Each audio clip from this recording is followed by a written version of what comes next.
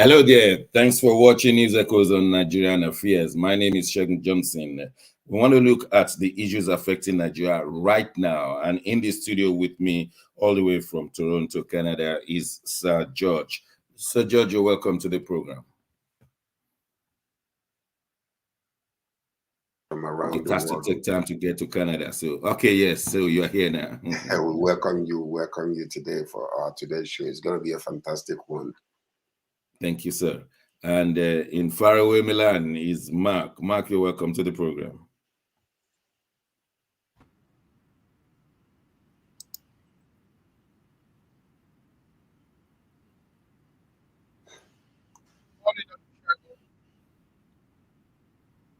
Yeah, I'm finding it difficult to hear your audio. Is that something we can improve on?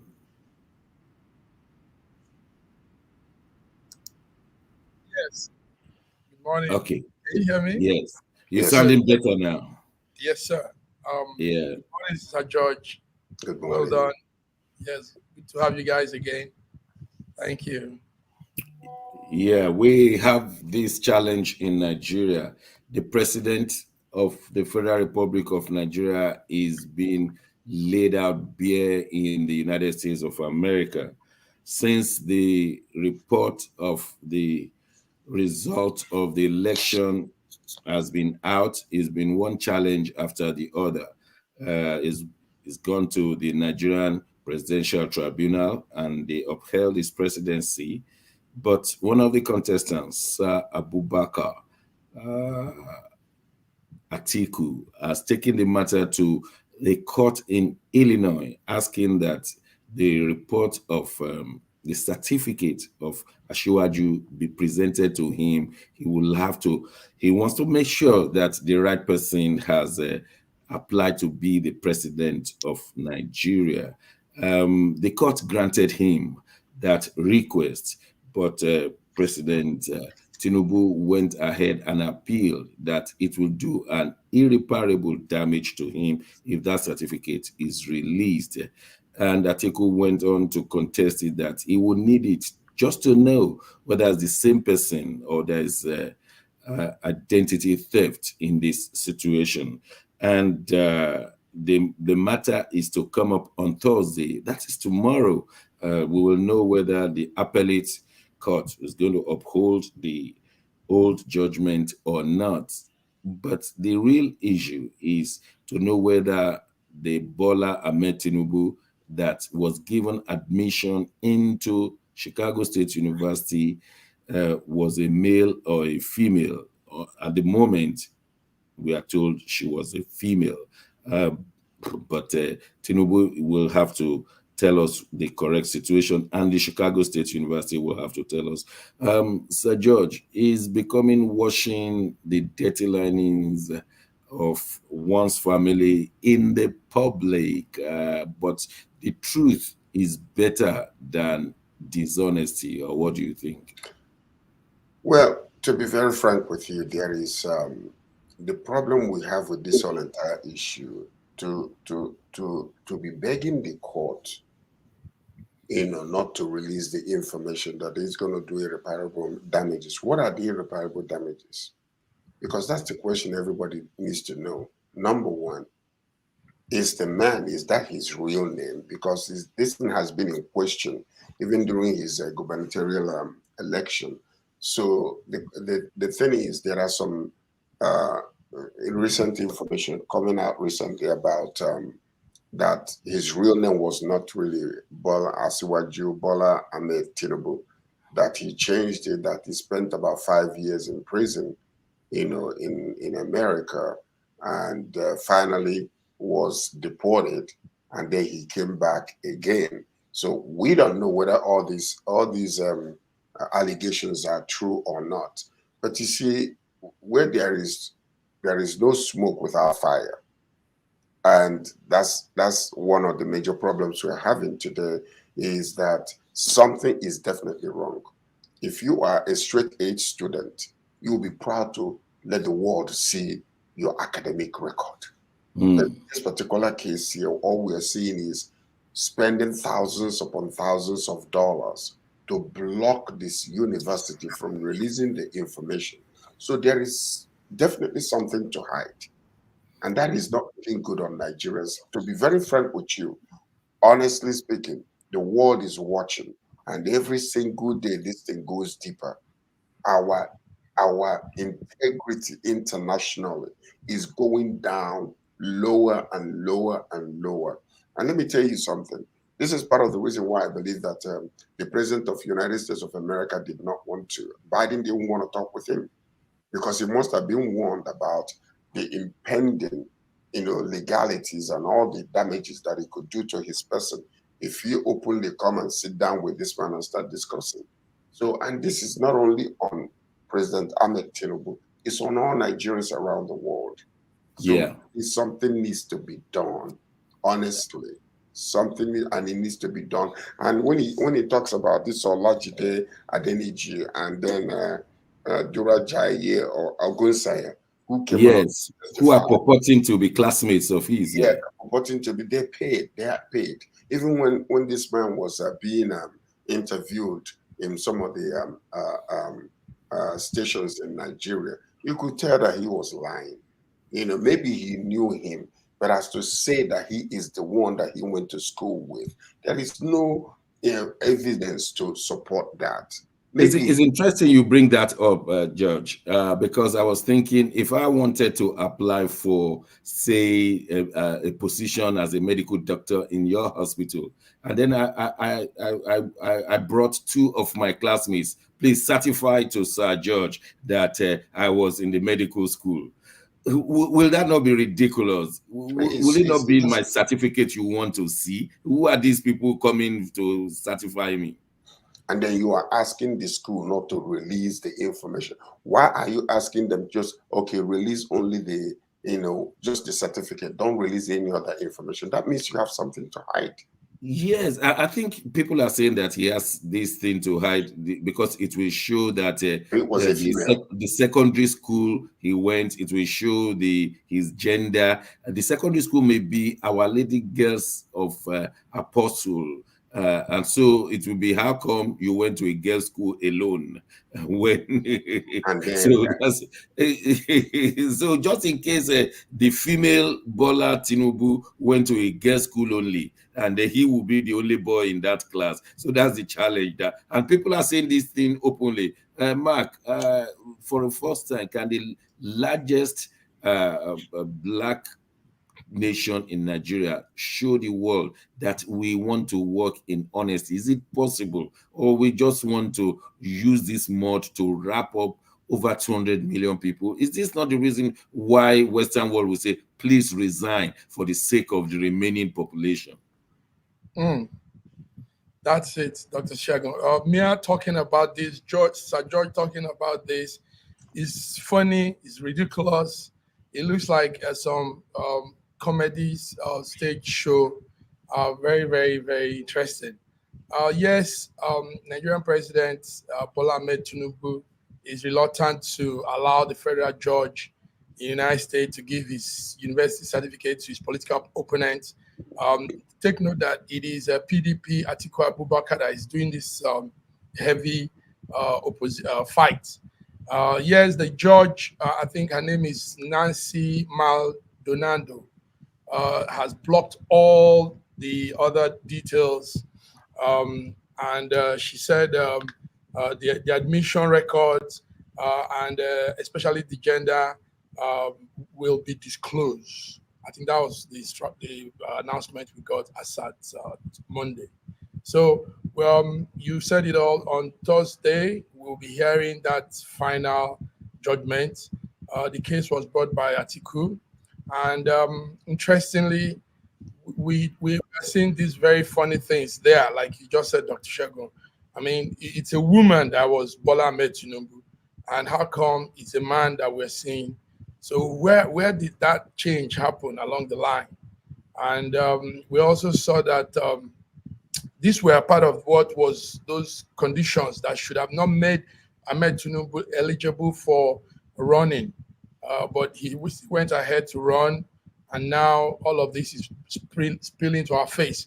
So somehow also, Dr. Shagun, I want to say I think now the Americans are cooperating with Nigeria. We used to say there is this interest game playing out. There was interest game playing out, but with what we're seeing now, there is full cooperation.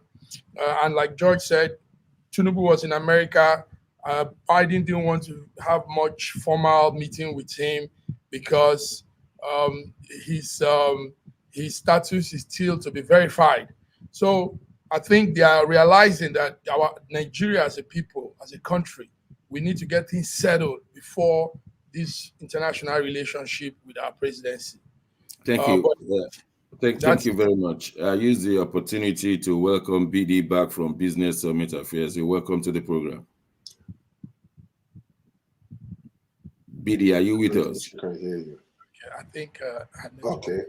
While we're waiting for her to, get. Yes, please go on. Okay, look at this. Okay, we understand now that Tinubu is also appealing to Atiku to drop the charges and not to go further. So this is happening all open in everywhere. Look at this. Okay, the House Speaker Anthony Rota is stepping down from his position after facing increasing growing calls to resign for honoring the House of Commons, a man who was a member of Nazi SS unit during the Second World War. From Sunday, pressure was put on this man to resign. He resigned yesterday. He put in his resignation letter. This is what we're talking about here. Integrity, isn't it? Integrity. Here is this man. Everything about since he took office has been lies upon lies. I mean, stacks and stacks of lies. What is it? Are we not ashamed as Nigerians? Come on. What are we doing internationally? It is soiling. This is like one bad apple. They're saying that one bad apple is spoiling the rest. Isn't that kind of? I mean, it is said that the fish is rotten from the head. So if the head is so rotten, how can you ask people not to forge certificates in Nigeria? I mean, it will just be, look, I forged the certificate, so what? And it appears that it's a long time people have been forging their certificates. It appears that this has been a very serious thing that has infected the society. We had the young girl, the secondary school girl, forge her SS result. Remember how jam result. Jam result, and they went after her like she was.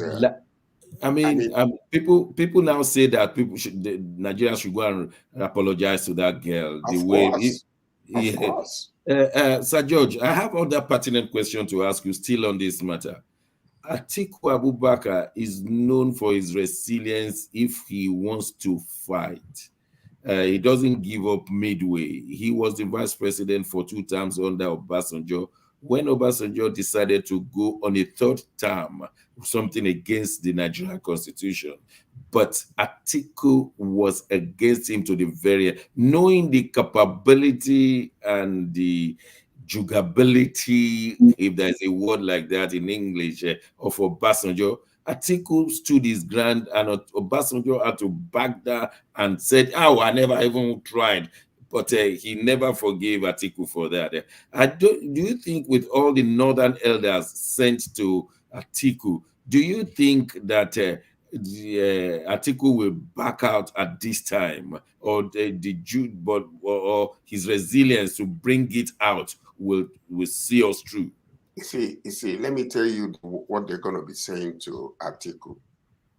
Atiku, even if you win this case and expose Tinubu for the fraud that he is, you cannot still be the president of Nigeria. The reason being that we have a rotational presidency. And because we have a rotational presidency, it is due for the South to take their 8 years now. So it will be another saga if Tinubu steps down today.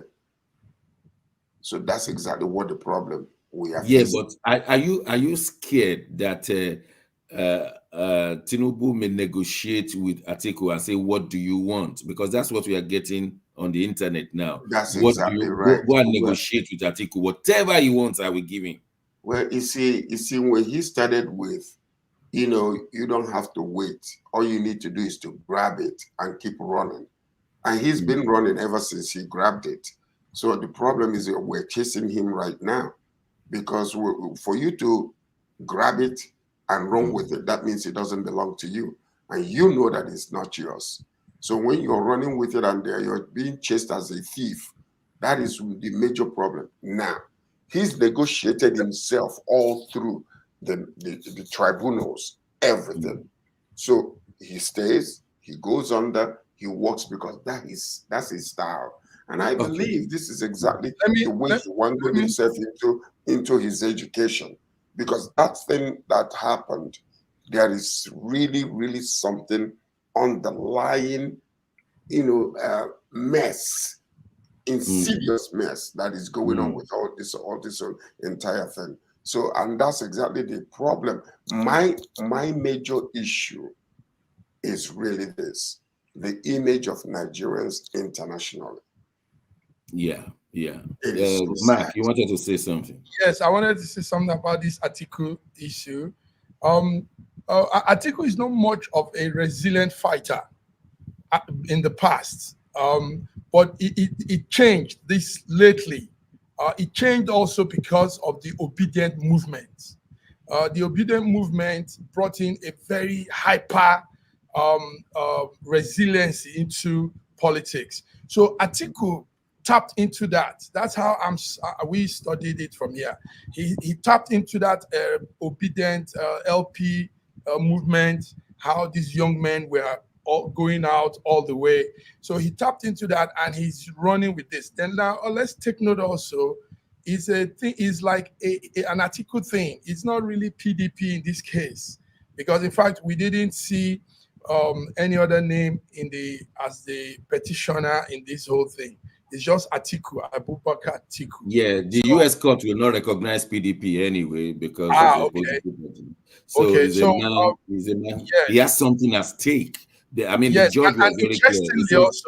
Interestingly, also, Dr. Shagun, the people still backing him in all of this are still the obedient LP people, the movement. In fact, we've not seen much of the PDP people come out. We've not seen all those PDP people, Dino and all this rest of PDP stalwarts. It's still people, obedient LP young men and women that are just pushing. The Nigerian politics has never known the importance of opposition within the governmental institution. All the parliamentarians in the House of Commons in the United Kingdom, they are part of the government, whether you are Labour or Conservative. But the Labour that is in the opposition keeps the government on its toes. They are all government. Nigerian elected ones still don't see themselves as they are constituting a good alternative to the system. They've not seen themselves that way. That is why you don't know that we have an opposition party. Opposition party only comes during elections, whereas opposition party is part of the government. If you are elected, if you are a member of the National Assembly from another party, you're supposed to be contributing. You know the reason? That's very correct. Yes, there are no fundamental difference between the two parties. When you come to the North America or Europe, when you see opposition, their political ideology is quite different. That's right. Some go from top to bottom. Most conservatives will go from top to bottom. Most liberals will go from bottom up because they care about the masses. And the conservatives usually will go for the rich. They want the rich to remain richer. So, and that's exactly the difference. And they have an argument that the rich know how to make money for the rest of the community. But so let's give the rich all the accolades and all the peripherals because they will make more money. That's their argument. I don't buy it anyway. Well, because I really want the crowd to know that it's because of this new awakening in Nigeria that we see Atiku doing this. Because if it were before, Atiku would have just gone back to his Dubai, life continues, you know, but it doesn't lack money anyway. He doesn't lack money anyway, but that he's hell-bent on seeing this thing shows that there is a new dawn in Nigeria. It shows that, and I think he's the only one that can do this. So somehow nature is playing out for Nigeria in a way that is interesting. He's the only one that can actually go this length with this whole issue, you know. So also, don't forget that Atiku should have been the presidential candidate of APC in 2014 when Tinubu called Amechi and said Atiku is about to win this one. The only thing that could change the mind of the delegates if we flood the place with dollars.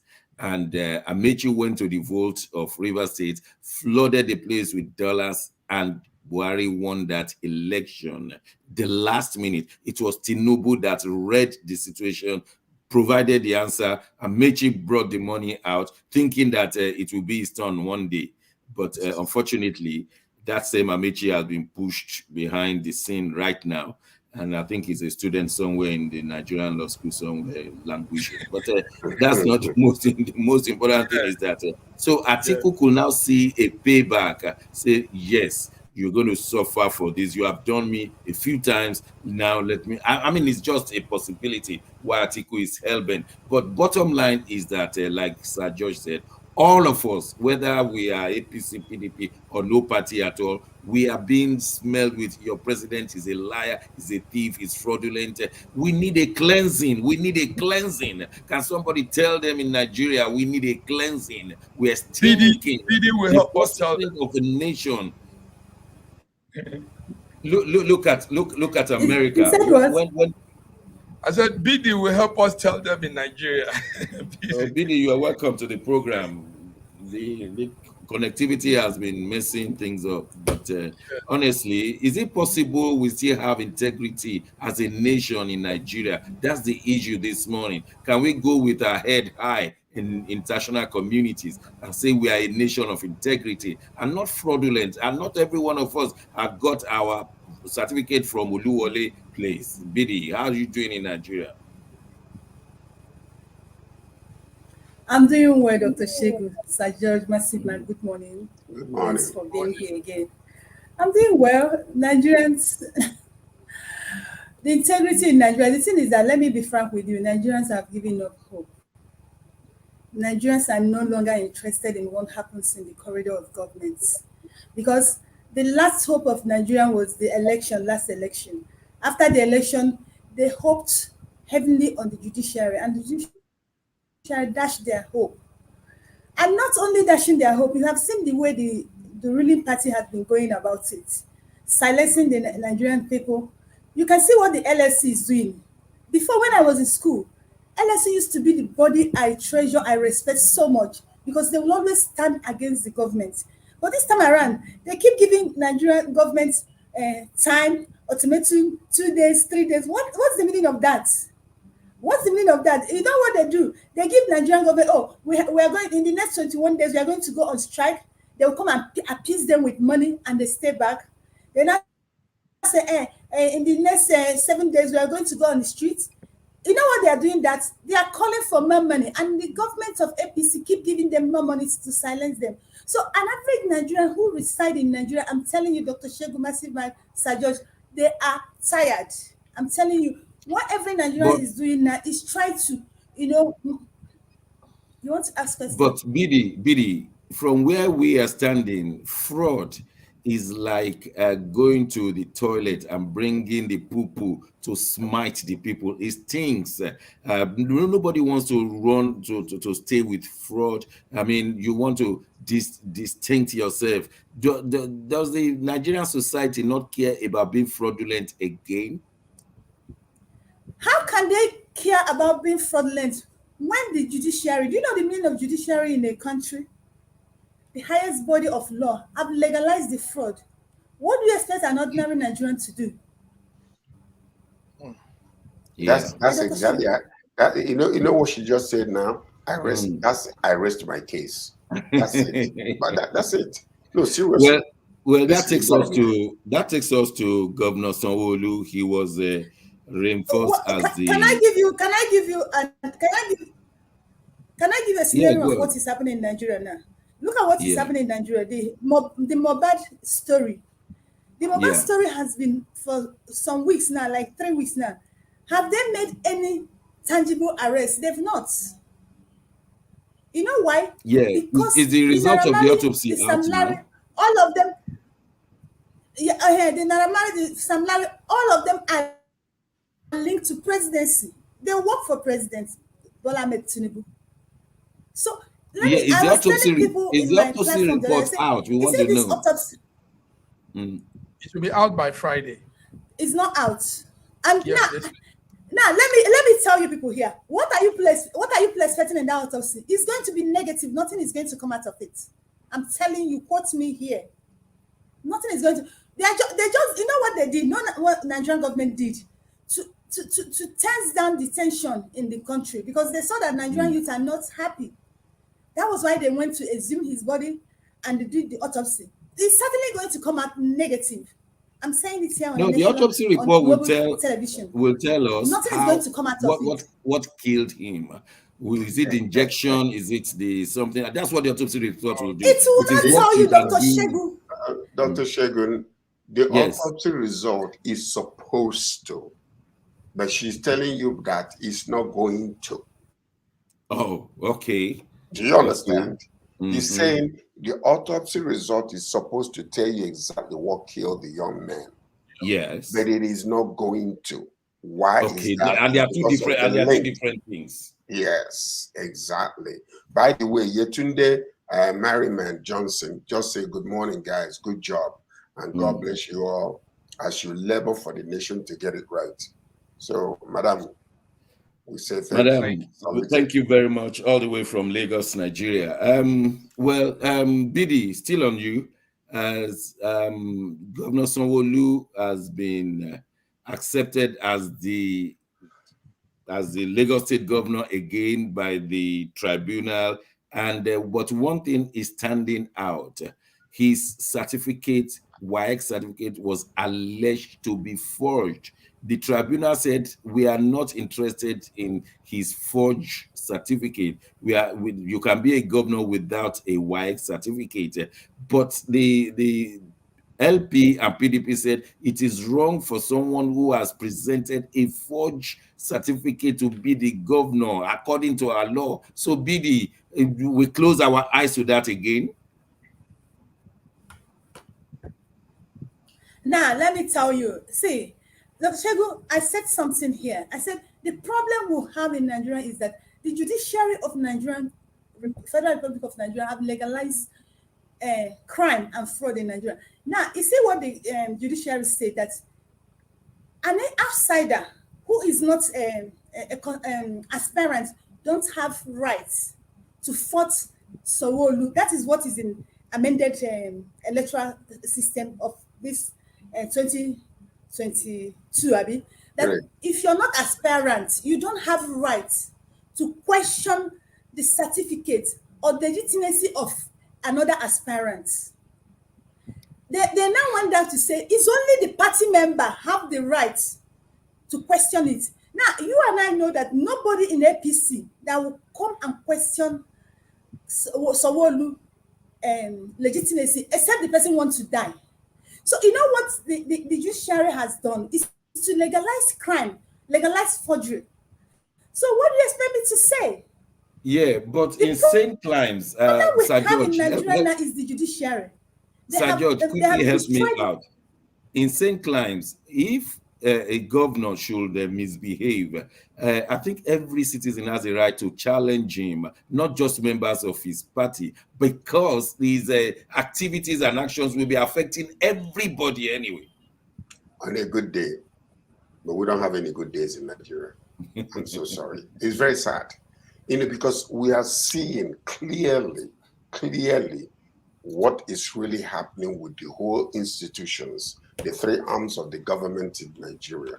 It is all under that serious corruption. Everybody's glaringly looking at the whole entire thing, and we're seeing it clearly. And it's a message that is being sent. But the difference now is that in the past, it could stay within the Nigerian to be confined within the Nigerian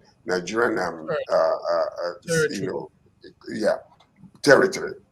But all of a sudden, they have forgotten that there are so many interested people around the world today watching what is going on. Are we going out there taking thousands of people on each flight when the president is going out, and then he's going saying, we are looking for business, we are looking for business, So now Biden doesn't go with thousands of people. Other presidents don't go with thousands of people because they're looking for business. But yet, the only thing that can actually bring people into our country is being destroyed while you're out there saying that you're clamoring for businesses. Because if the judicial system cannot save a foreigner, what are you doing? If you come to Nigeria and they defraud you and the judicial system will look the other way, how can you be motivated to come and do business in Nigeria? That is pertinent. Secondly, that the business conducive environment is not even put. Infrastructures are not even put. PD, make it quickly. We have to go on a break. Go on. Dr. Shagu, 1999 electoral system permits you, Massive Mike or Sir George or me, to question such things. But 2022 Electoral Act does not permit anybody except the party member. And you know the kind of party we run in Nigeria. They even lead you on oath for you not to go against whatever party agrees. Even if they agree to kill Dr. Shegu, you must agree. Yeah. So Nigerians have not understood what even that has done to Nigerian that government. Constitution to me is also fraudulent because the Constitution says there are no chances for independent candidates.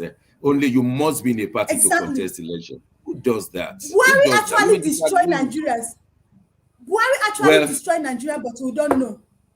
Well, we have to go on a short break. When we return, we want to see what's going on between France and Niger. It's very important. Something big is happening next to the Nigerian neighborhood. Don't go away. We'll be right back.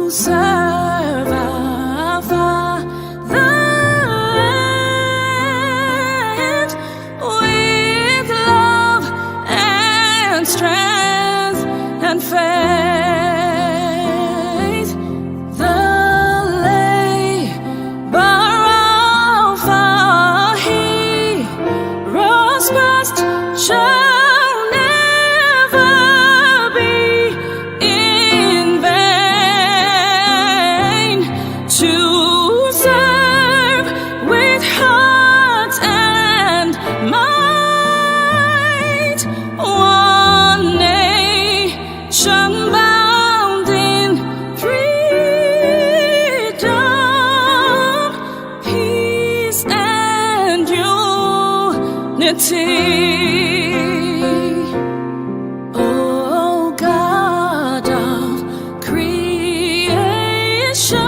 This country has some of the most extraordinary culinary diversity in the world. I'm talking about Nigeria. This first dish is amala abula, made popular by the Yoruba people in southwest Nigeria. It starts with amala made from dried yam and then is covered in a variety of soups. Next we have ofe nsala, a white soup that is synonymous with the Igbo people of southeastern Nigeria. It goes best with fufu, or akbo as the Igbos call it. Next we have suya, the most well-known food of the Hausa and Fulani people of northern Nigeria. Meat is covered in a peanut-based powder called yaji and cooked over an open fire. This is banga and starch, a classic of the Urhobo people of Delta State. Lastly, we have onunu, a plantain-based swallow of the Izon people in south-south Nigeria. We are eating it with fisherman soup, popular throughout this whole region. And of course, we don't forget the jollof rice. This is popular everywhere in Nigeria. I think what makes Nigeria so great is the diversity of all the different people coming together. These beautiful ethnic groups living side by side, sharing culture and cuisine is what makes Nigeria such an amazing country to visit. Nigerians should be so proud of that cultural heritage as their Schengen Story magazine is an African international bi-monthly magazine based in Milan, Italy, and founded in 2016. The publication focuses on personalities, fashion, style, entrepreneurship, and culture for Africans. Though articles on food, movies, fitness, music, travel, sports, technology, and books are also featured. Our lives full of best stories. A lot can happen in a month. Expand your mind, change your world. Get Schengen Story magazine's full editions. Celebrating Africans make an impact. Read better, the inside story. Your fashion magazine for a better lifestyle. Inspiring stories for you. Your monthly dose of Thanks for staying with us. It's still the Schengen media on issues surrounding Nigeria. And we want to look at what is going on in the neighborhood, that is in Niger. France just declared that she's going to pull out of Niger Republic, and they're going to take away their troops, 1,500. But I'm scared, I'm sufficiently scared that France talking this way may harm the Niger Republic. The structure of the Niger Republic has hung on France dictating and determining what happens in the civil service, what kind of money that goes into the Niger economy, what kind of money that comes out, voting patterns in international organizations like the United Nations, even AU and ECOWAS, and they've been pulled away from their Francophone brothers and sisters to show the rest that if you do something like this to us, we're going to deal with you.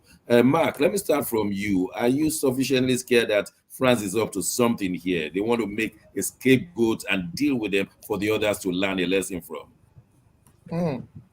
We're watching that, Dr. Shegun, but what we know is on Sunday evening, France President Emmanuel Macron announced it will end its military presence in Niger, pull out its ambassadors out of the country, and also they said they are going to work fully with the junta. I don't know what that means. The junta, they call the military officials now, military leader, they call them junta. Even it's a wrong concept, but anyway, go on. It's a wrong concept. It says it's a new step towards Niger having its sovereignty. So yes, you said some very potent thing. Does this mean something else? What is this? But we are looking at that announcement because it's a blow to France policy in Africa. Like we know, the French troops have been in Africa for some time now, but they are pulling out of all these countries, Mali, Burkina Faso recently. And we know also that France has a station, base of its troop also in the Sahara region of Africa. So, but they said they are using those bases to fight Islamic extreme groups. They've maintained a lot of troops in those parts of Africa. But now the question is this. Number one question is, France has done a lot of damage to these French African countries. Pulling out its ambassadors and pulling out its troops is not enough as a solution to what the problems are. Take note that France has also been milking mineral resources milking, and not even giving back in good return what they are taking from these countries. So removing ambassador, removing the troop is not just what we want, because they still say that they are going to be cooperating with the junta. So it's dicey, Dr. Shagun. There is still a power play, a game of power in what we're saying. Yes, Thanks, Mark, for opening it up. Sir George, Canada, you heard what France said, what Mark said. The French people, do they have something up their sleeves? When they pulled out of Guinea about 60-something years ago, they made sure Guinea never moved forward. Guinea became the poorest Secretary tried, Mobutu, no, not Mobutu, the man there at that time tried everything. And we call it the tourist Guinea. I mean, Guinea never picked up in his life because France ensured that one, just to punish Guinea and to show the rest that they will do better with him. Is it the same thing they want to do with Niger Republic? Well, they could try to do that because their line of defense for themselves staying in Guinea is because they have been the 1,500 troops. They say they are actually coming against the anti-terrorist movement in Niger Republic, and that's one of the major concerns that U.S. is actually having. That if French troops are removed from Niger, that might give increase to the terrorist movement in that area. But America is not moving away from there. America is still there. It's just almost like, when you come to Nigeria today, if you have American troops or some of these other troops, most of the places where they are usually where the minerals are. That's where you see their presence more because they are gaining from it. So now we know that what is happening in Nigeria itself is part of this whole entire saga that is going on, because there are places where normal people don't go to, but you will see American presence there, and you will see some other military presence in those areas. And sometimes they use some of these terrorist organizations to guard those places. And that's why we believe that some of the people in the government know exactly what Boko Haram is doing because it's government sponsored. So, I understand the fact that Guinea, after many years in the past, we're not able to move forward. The question is it because of the absence of French people, or is it because of the corrupt system in that country? Are they blocking them and they couldn't make any association with any other superpower to bring them back into the whole? Because you can negotiate with other interested countries that can actually bring you in and put you back to where you belong to. Actually, Secretary tried that. He went to the Soviet Union, he went to China, so he became like that kind of only child.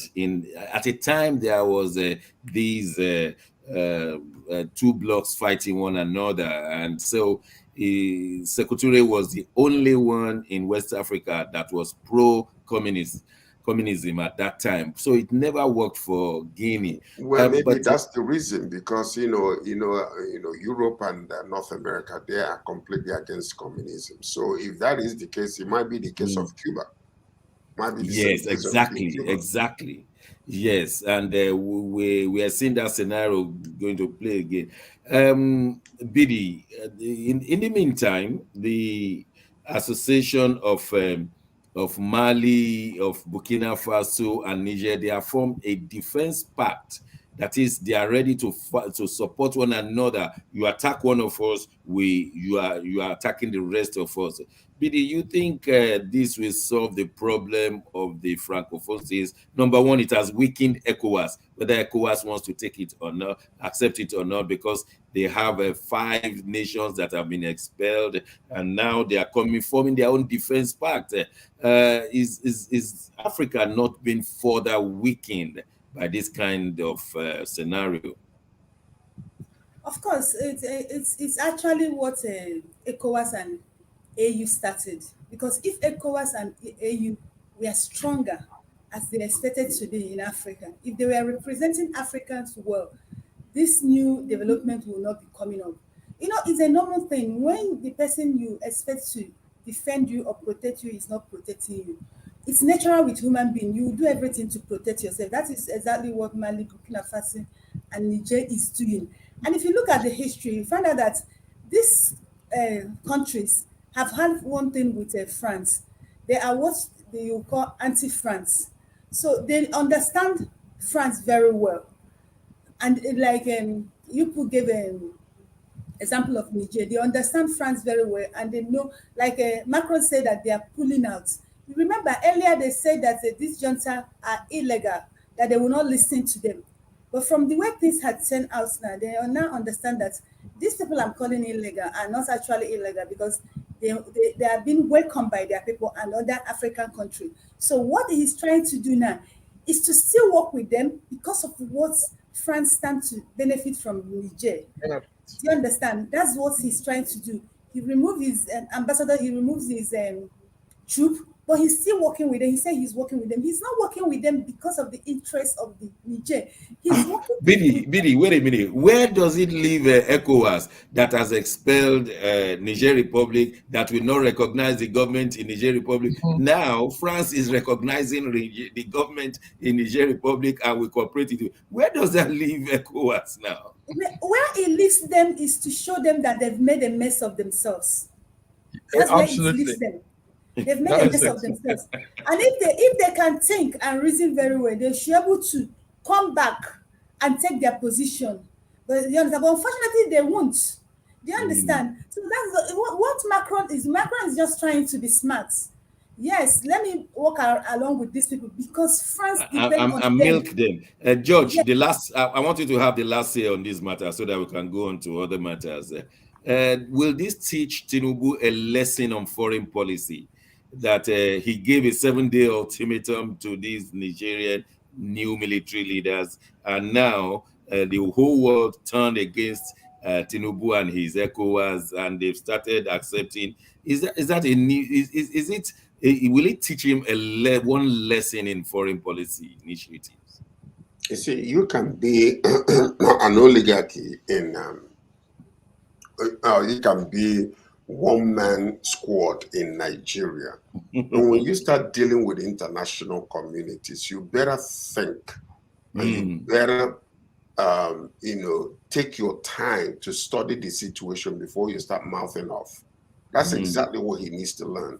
Number one, international diplomacy is quite different from dealing with Nigerians, where you can suppress them and they mandate certain situations upon them. So now, all of a sudden, he's looking like a serious political joke.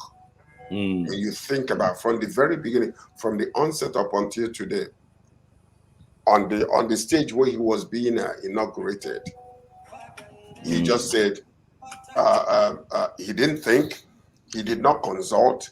All he said is oil subsidy is gone. But he's, right now, that particular statement is still choking him, because they're investigating to find out whether they are still paying subsidy to keep the gas, the fuel prices down. Because for some reason, they must be paying some money somewhere. So anyway, I think it's supposed to teach him a good lesson that when it comes to dealing with other countries and international community, it's not about I am the president of ECOWAS or the leader of ECOWAS. You have to think and consult with others before you start talking nonsense. Yeah, I think we have to. Thank you very much for that advice. They always talk before they think in this new government of Tinubu, and we are saying that strongly. They should desist from that because it gives us a very bad image outside. Well, we'll move on. There's a new sheriff in town at the Central Bank of Nigeria. His name is Olayemi Cardoso.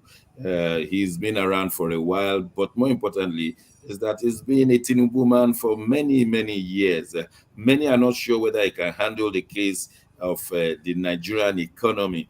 But the Central Bank of Nigeria's governor always asks, more importantly, more than the governor. He gives out money, he doles out money. I don't know whether that is supported by a constitution, but he should be seen as the one curtailing inflation, making sure there's a drive in the economy, and giving an enabling environment for business. But Olayemi Cardoso, I don't know much about his professionalism, but he's the new governor of the central bank. He has been presented by Tinubu to the Senate. Senate has approved, and Tinubu has accepted that he should go on and do the work. How enormous is his job, Sir George? The job is huge. When the governor of central bank in the United States speaks, the whole entire business world, they bow. And everything shuts down until they make their statement. And if there is any release whatsoever, any type of information out there in the public about what he's about to say, it will control the climate and the atmosphere of business, not only in America, but around the world. Now, when it comes to, and this is exactly one of the major problems, these appointees are supposed to be independent. They're supposed to stand on their own feet and think. Because the main point is, how do we position ourselves financially, internationally, our financial standard around the world, inflation, and the strength of our dollars. How do we put it together so that we can stand, around the world and become a viable force to be reckoned with? So we see what happened with Emefiele, who is still languishing in jail. Has he been released? No, not to our knowledge.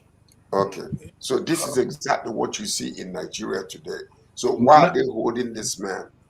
We don't know. He was charged with flimsy excuse. You see, this is exactly the whole entire corrupt system we're dealing with.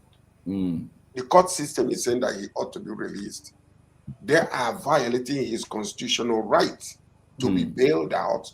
Even if he's bailed out, they can put him on a house arrest, but they are holding him by DSS. Okay. So, Mark, the job of the governor of Central Bank of Nigeria has been a dangerous job in the last two positions. The last two governors have been humiliated out. I'm talking of Sanusi Lamido Sanusi. He was humiliated by the Jonathan administration. He was pushed out. Emefiele has been pushed out and jailed before the court's decision has been made. Is this not a dangerous job for anybody to take? Dangerous indeed. Dangerous indeed. You said it so well, Dr. Shegun. The last two men there had it very tough. But one thing we should also put into mind is that, like Dr. Sir George said, that should be an independent organization. That shouldn't be a place where some people will put their mouth, add something, add this to it. What we've had is that those two people, like you said, at a point became partisan, and that was their downfall. Emefiele was even, like we heard, was trying to run for presidency, and that was really, really crazy. That wasn't accepted. I mean, you can't be the central bank chief and you're trying to go into that political office.